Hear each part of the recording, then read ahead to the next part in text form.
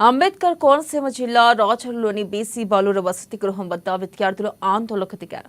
Warden రావాలి, ఆకలి తీర్చాలి అంటూ నిరసనకు దిగారు. ఇక ఇదే అంశంపై విద్యార్థుల తల్లిదండ్రులు కూడా ఆందోళన వ్యక్తం చేస్తున్నారు. 40 రోజులుగా సరైన ఆహారం పెట్టడం లేదని విద్యార్థులు ఆవేదన వ్యక్తం చేశారు.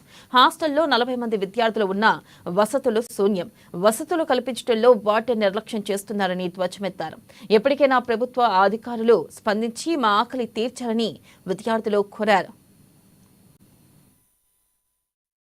అండి మా మేనల్ని ఇందులో బీసీ బాయ్స్ హై స్కూల్ ఉన్న ఎదురుకుండా ఉన్న బీసీ హాస్టల్లో నేను జాయిన్ చేశాను. నా మేనల్ని నేను చూసుకోవడానికి వచ్చేటప్పటికి ఇక్కడ ఉన్న పరిస్థితులు ఏమీ బాగోలేదు. ఎందుకంటే ఇక్కడ ఉన్న పిల్లలందరూ సరైన ఫుడ్ ఉండలేదు, సరైన మెనూ ఉండలేదని చాలా ఇబ్బంది పడుతున్నారు. కాబట్టి ఇప్పుడున్న గవర్నమెంట్ విద్యా సంస్థలకి మంచి పెద్ద పీట వేసి ఆ పీట వేసిన సమక్షంలో వార్డెన్ గత 2 నెలల మట్టించి కూడా ఇక్కడ ఉండలేదు. ఇక్కడ ఉండకుండా ఆయన వేరే సొంత పనుల మీద ఏదో నాకు నిమిత్తం బాగోలేదని వెళ్ళిపోయాడు. పోయినప్పుడు ఏం చేయాలి? ఇక్కడున్న వేరే వాళ్ళకి ఇన్ఛార్జ్ ఇవ్వమని ఇవ్వకుండా పిల్లల్ని వాళ్ళ పొట్ల మాడు. దాన్ని బట్టి మీరు ఒకసారి దృష్టిలోకి తీసుకుని చెయ్యాలి. ఇంకోటి ఏంటంటే ఇక్కడ ఉన్న లేడీ ఆయా ఏం చేస్తుందంటే ఆవిడ వచ్చిన జీవితంలో తీసుకుని 2 నెలల మట్టి ఆవిడ తగ్గట్టుగానే తల్లిగా ఈ 40 మంది పిల్లల్ని ఆవిడ చూస్తుంది. ఇక్కడ సెలవు పెట్టుకోకుండా ఇంటికి వెళ్ళకుండా. మరి ఇక్కడ ఉన్న స్టాఫ్ 4-5 ఉండాలి, వాళ్ళు కూడా లేరు. ఈవిడ ఒక్కలే పనిచేస్తుంది. వెంటనే 2 ఉంటున్నారు, 2 పనిచేస్తారు. వెంటనే నేను దీన్ని ఎంఆర్ఓ గారు గాని, జిల్లా కలెక్టర్ గారు గాని, అధికారులు గాని వెంటనే దృష్టిలోకి తీసుకుని పిల్లల్ని జాగ్రత్తగా చూడవలసిన బాధ్యత గవర్నమెంట్.